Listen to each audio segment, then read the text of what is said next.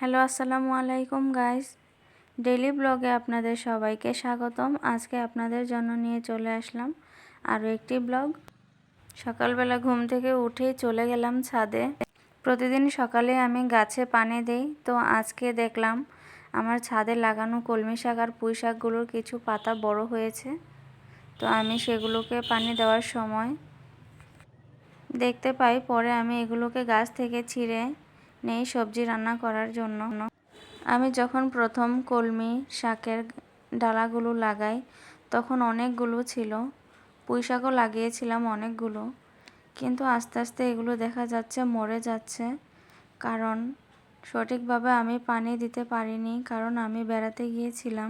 তো আপনাদের ভাইয়াকে আমি বলেছিলাম মাঝে মাঝে পানি দেওয়ার জন্য, তো সে কাজের চাপে ছাদেই আসা হয়নি, তো ঠিকভাবে পানিও দিতে পারেনি।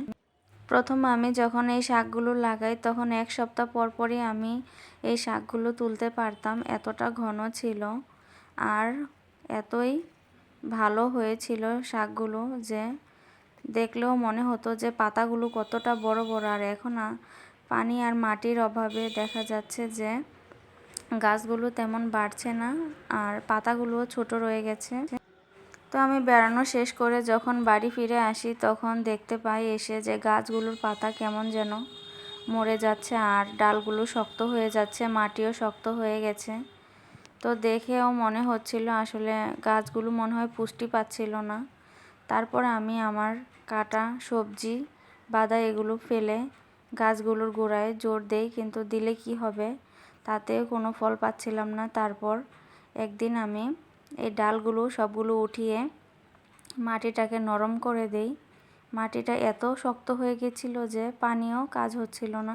মাটিটা নরম করার পর আমি যখন ডালগুলোকে কেটে ছোট ছোট করে লাগিয়ে দেই তখন দেখা যায় গাছের কুঁড়ি মেলতে থাকে। তো তারপর আর কি এই পাতাগুলো বড় হয়, তো আমি আজকে এগুলো পেরে নিচ্ছি। আসলে এটা ফেলে দেওয়া জিনিস থেকেই বলতে গেলে শাকগুলো আমি পাচ্ছি, কারণ আমার বাসায় যেদিন একদিন পুঁই শাক আনে আপনাদের ভাইয়া, তখন আমি সুন্দর করে মোটা ডালগুলো ছাদের টবের মধ্যে গুজে দেই। আর কিছুদিন পরেই দেখতে পাই এগুলো থেকে ছোট ছোট কুঁড়ি মেলে পাতাগুলো হতে থাকে। কলমি শাকগুলোও সেম, যখন কলমি শাক বাসায় আনে তখন আমি এভাবে ডালগুলো লাগাই আর ধনে পাতাগুলোর গোড়া কেটে কেটে আমি লাগিয়ে দিই। তারপরই দেখা যায় আসলে ফেলে দেওয়া জিনিস থেকেও আমি এই সবজিগুলো ছাদ বাগানে লাগিয়ে অনেকটা সফলতা পাই। আমি যখন এগুলো লাগাই আমার হাজব্যান্ড ভেবেছিল আসলে এগুলো হবে না, কিন্তু পরে যখন সবজিগুলো হয় তো সে দেখে অনেকটা অবাক হয়। এখন তো বলতে গেলে গাছে কোনো পাতা নেই, ডাল নেই।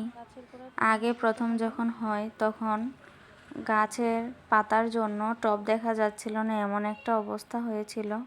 তো আমি গাছ থেকে এই কয়েকটা পাতাই পেরে নিয়ে আসি, তবে এটা দিয়ে শাক ভাজি করলেও একদম অল্প হয়ে যাবে, তাই আমি আজকে শিম আর আলুর সাথে দিয়ে দিচ্ছি। এটা দিয়ে আমি একটা শুটকি তরকারি করব। শুটকির সাথে কলমি শাকটা ভালোই লাগে, সাথে কিছু পুঁই শাকও ছিল। তো আমি ধুয়ে চুলায় বসিয়ে দিলাম। তাহলে চলুন দেখা যাক আমি আজকে কিভাবে শুটকি তরকারিটা রান্না করি, সেটাই দেখবেন। মরিচের গুঁড়া,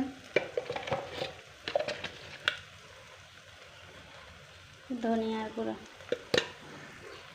তারপরে 1 চামচ লবণ।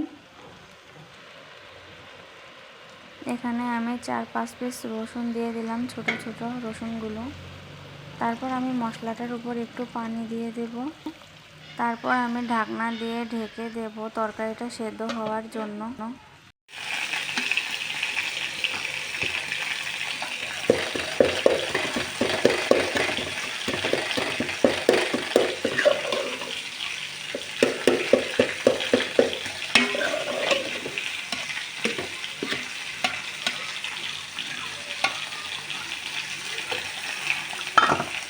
একটু সময়ের জন্য ঢেকে দেব।